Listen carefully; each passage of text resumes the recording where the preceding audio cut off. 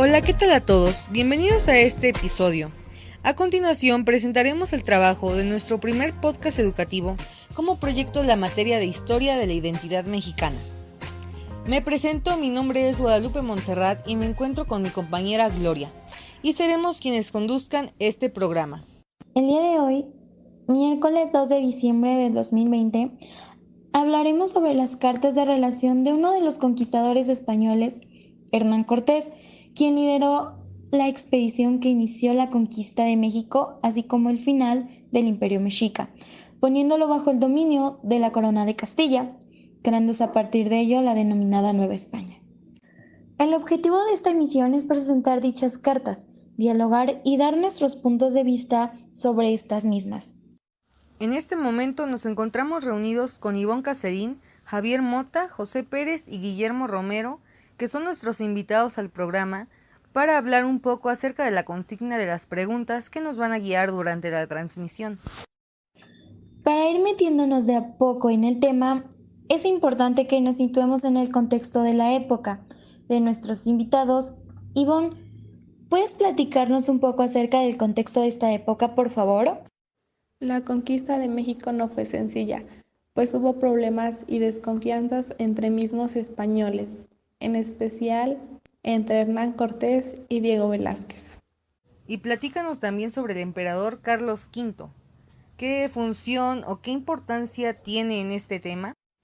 Carlos V fue nieto de los reyes católicos y heredó de ellos las coronas de Castilla y Aragón, con sus respectivas posesiones en América y en el Mediterráneo, y reinaba como Carlos I de España desde los 16 años. A los 20, tras la muerte de su abuelo paterno, el emperador Maximiliano I de Habsburgo, fue coronado emperador del Sacro Imperio Romano Germánico, razón por la que la historiografía lo designa como Carlos I de España y V de Alemania. Y comparto lo que dices, y como lo comentabas hace un rato, sobre lo de la conquista de México, de que no fue sencilla. Sí, efectivamente no fue sencilla, yo creo que porque, bueno, fue un territorio ahora sí que nuevo, y como lo menciona, fue un territorio nuevo que no sabían ni siquiera dónde estaban, o no sabían cómo era ese lugar. Entonces yo creo que eso fue como lo principal para que hiciera que la conquista de México fuera algo difícil. Como lo comentaba, si quiero agregar algo sobre lo de el emperador Carlos V, y pues yo creo que fue uno de los personajes más importantes en esta historia, si se le puede llamar así, porque pues a él fueron a quien le llegaron las cartas. Es interesante esto que nos comenta Ivonne, ya que como pueden ver, su nombre no solo era Carlos V, sino que además comenzó, como era en esa época, su reinado a una edad temprana en España. Y Javier, dinos, ¿quién era Hernán Cortés? Que sabemos que fue un conquistador español que junto con su tropa de expedición inició la conquista de México. Pero cuéntanos más sobre su persona. Sí, como acabas de mencionar, Hernán Cortés fue un conquistador y explorador español. Por lo que se sabe, nació alrededor de 1485 en Medellín, Badajoz. Él estudió leyes en la Universidad de Salamanca y él fue el que derrotó al Imperio Azteca, más específicamente la ciudad de Tenochtitlán. Bien, ahora que ya hemos entrado en contexto y que ya sabemos un poco acerca de nuestro emisor de las cartas, hablemos de estas. ¿Ustedes cuál creen que era el propósito de estas cartas y con qué fin se redactaron? ¿Pueden mencionarnos algo, Guillermo y José, por favor? Bueno, comentando un poco lo que es el propósito y el fin con el cual se redactaron las cartas de Hernán Cortés hacia el rey Carlos V, se puede llegar a la conclusión que en las 5 cartas se pudo explicar todo el proceso de la expedición de Hernán Cortés por el paso de lo que hoy en día es México. El propósito con el que fue redactada la primera carta de relación de Hernán Cortés fue de la justicia y el régimen de la rica villa de Veracruz, a la reina doña Juana y al emperador Juan Carlos V y a su hijo. En la segunda carta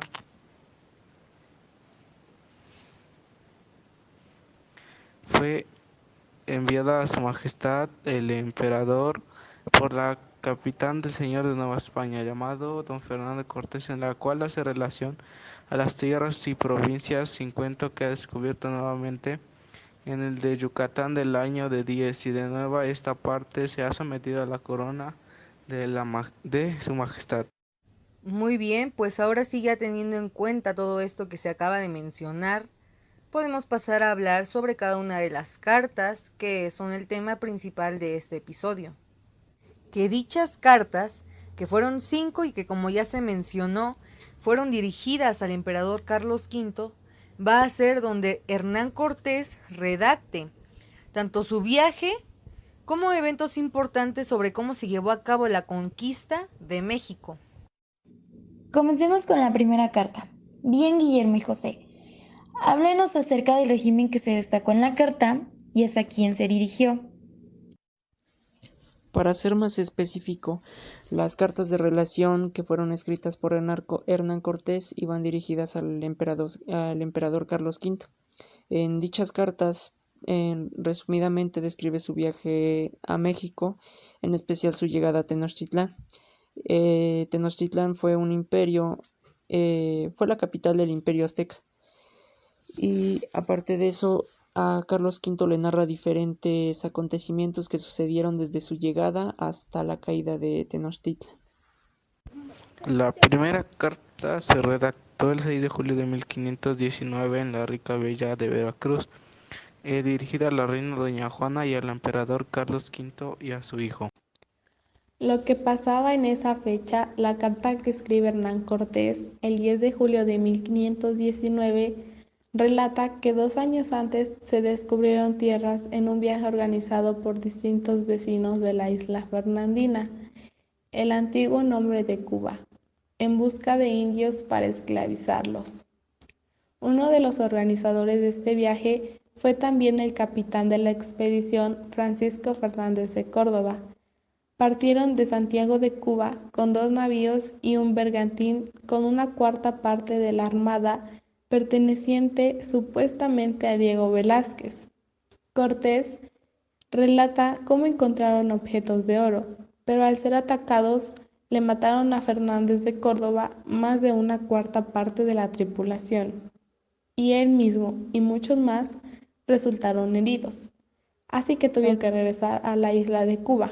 Cuando regresaron, Córdoba le dijo a Diego que había mucha riqueza en esas tierras.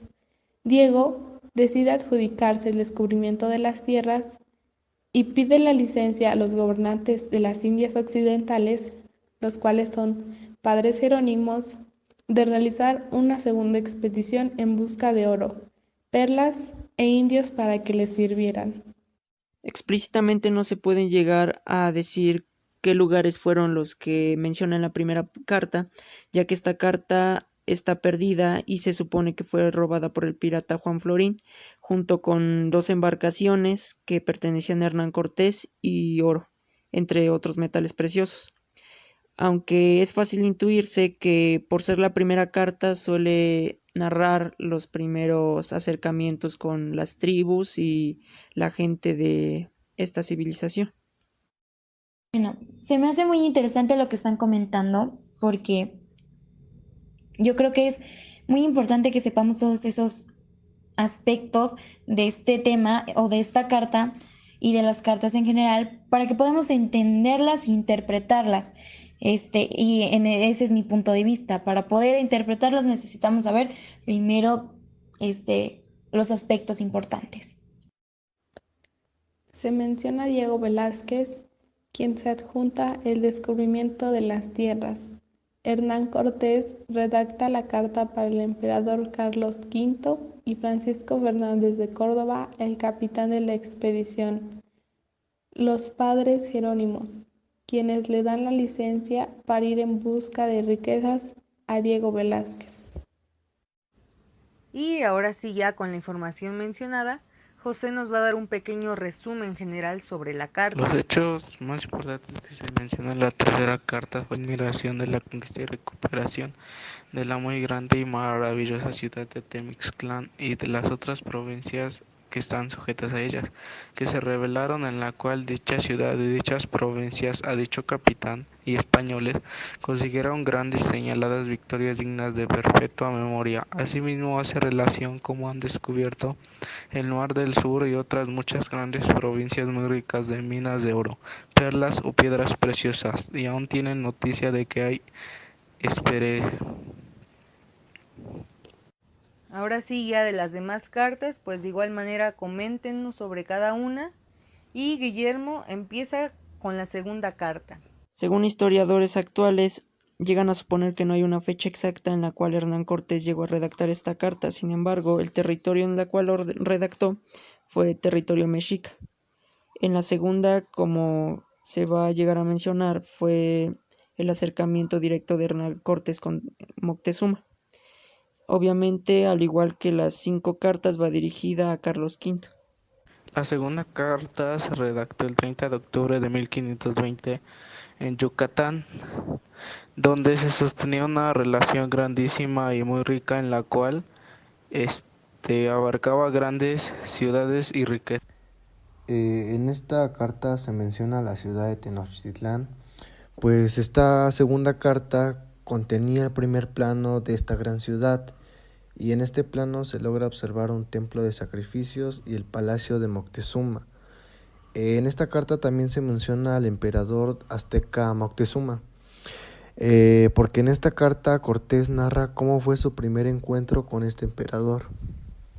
Muchas gracias por sus aportaciones y pues ahora pasemos con Ivonne para que de igual manera nos dé un resumen de la carta. En esta carta escrita por Cortés para el rey Carlos V, narra sus experiencias e interacciones con grupos indígenas y su encuentro con el emperador Moctezuma en Tenochtitlán.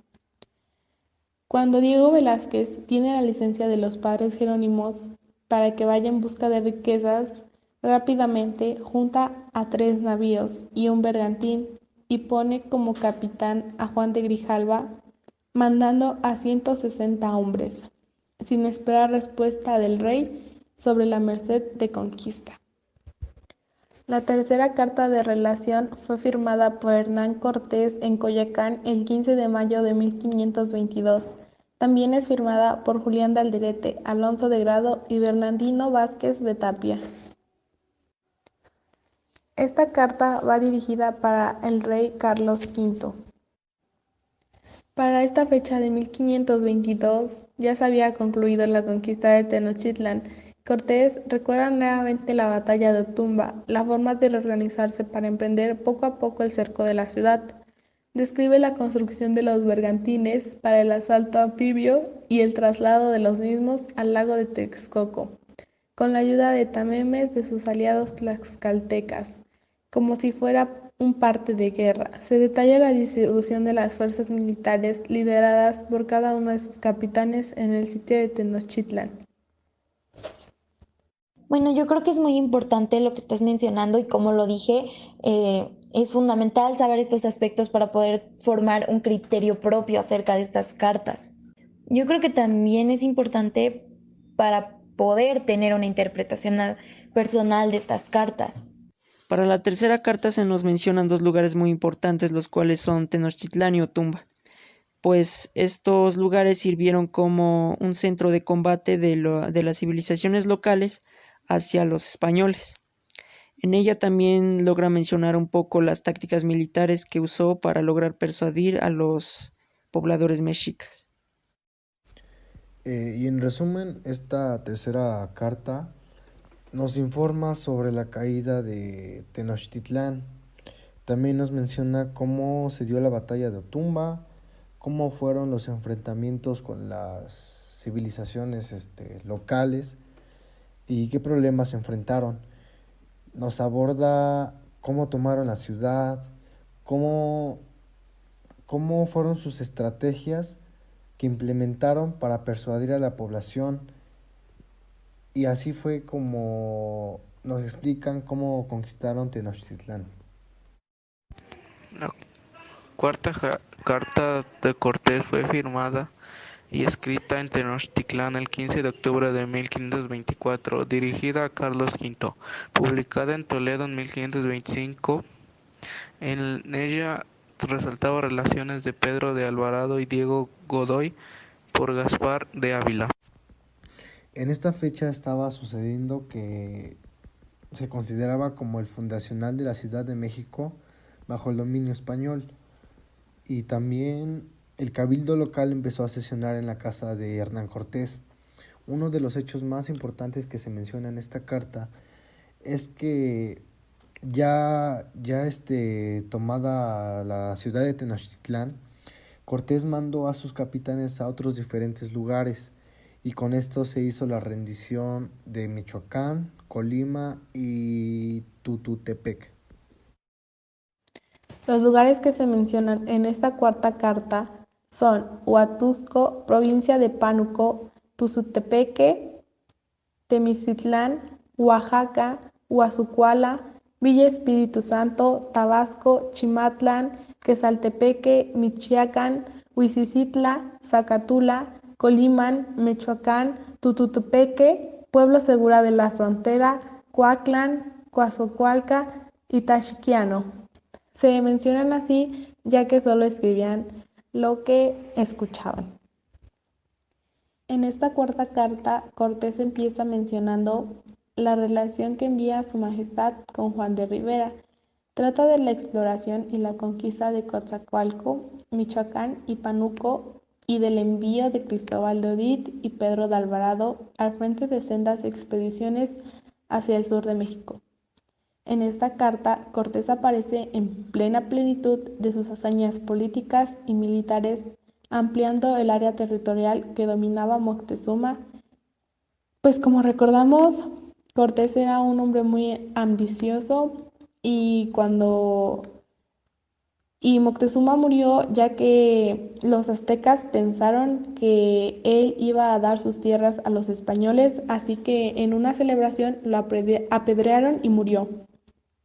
En esta carta también se aprovecha una nueva oportunidad para nulificar las intrigas de Velázquez y del obispo Rodríguez de Fonseca, a través de Juan Bono de Quejo, y las maniobras del adelantado Francisco de Garay.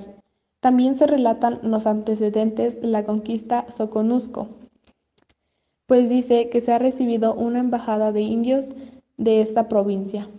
Esa carta es una de las pruebas contundentes de la unidad de México, Guatemala y Honduras.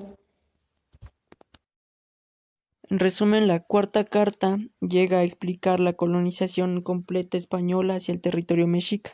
También da detalles sobre la organización y el desarrollo de la nueva comunidad que se formó fruto de los conflictos y del esfuerzo de Hernán Cortés y de los hombres españoles.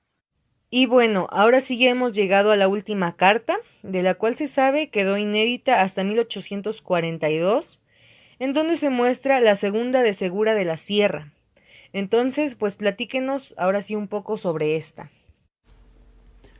Esta carta se publicó por primera vez en 1842, pero no se tiene seguro cuándo fue que se escribió ni en dónde. Y como todas, esta está dirigida hacia Carlos V. La fecha exacta en la que se redactó la quinta carta es el 3 de septiembre de 1526.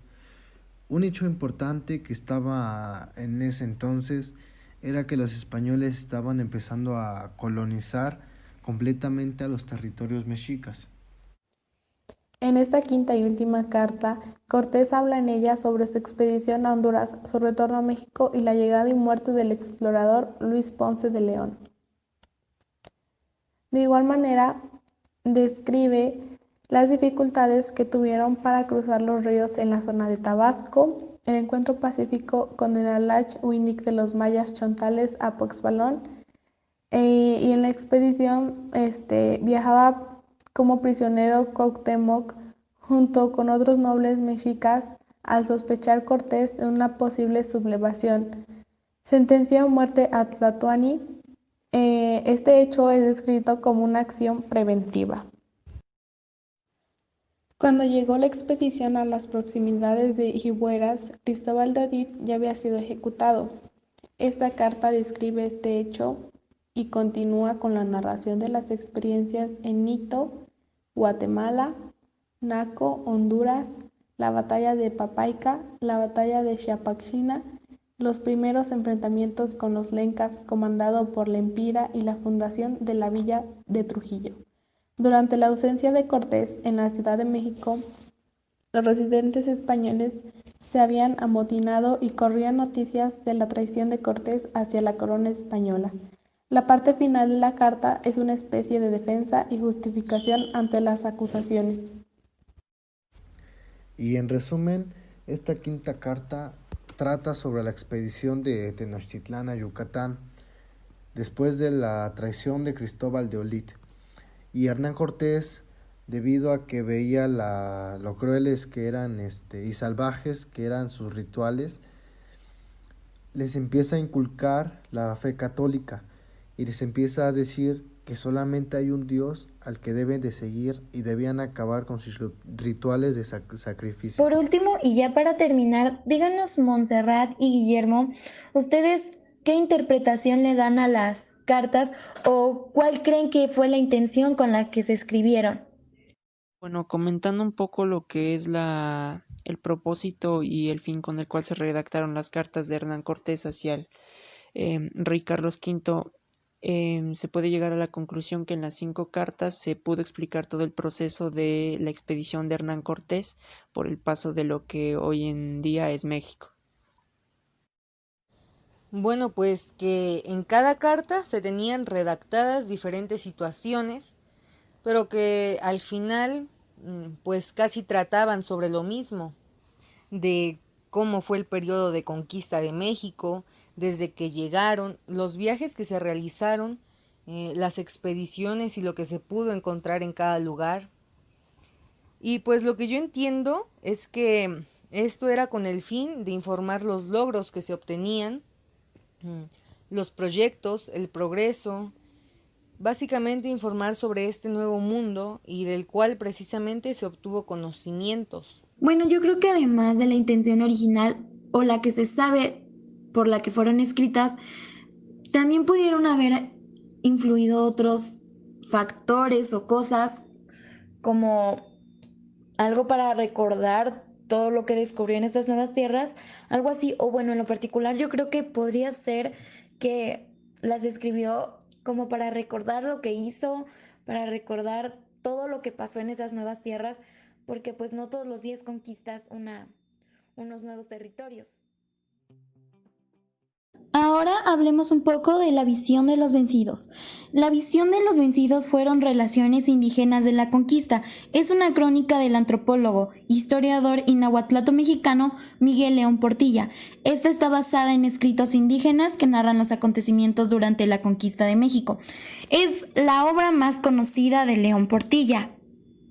Con lo anterior podemos asegurar que hay como 2 versiones, tanto de los que fueron conquistados como de los que fueron los conquistadores. Entonces en mi opinión, yo creo que hay muchas relaciones entre esos 2 escritos, ya que pues en las cartas de Hernán Cortés pues relatan todo lo que se descubrió, todo lo que vieron en estos nuevos territorios, mientras que en la visión de los vencidos trata o relatan el grave sufrimiento y trauma histórico que dejó la conquista a los pues nativos americanos.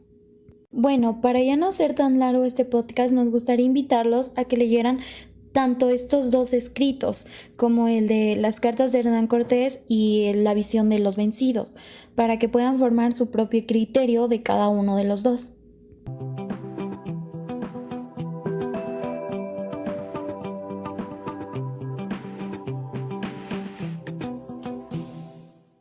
Ahora sí, ya hemos llegado al final del programa. Agradecemos la participación de nuestros invitados y la oportunidad de haber llegado hasta ustedes.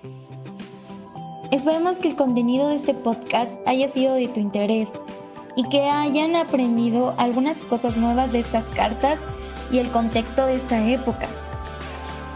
Saludos a todos. Hasta la próxima.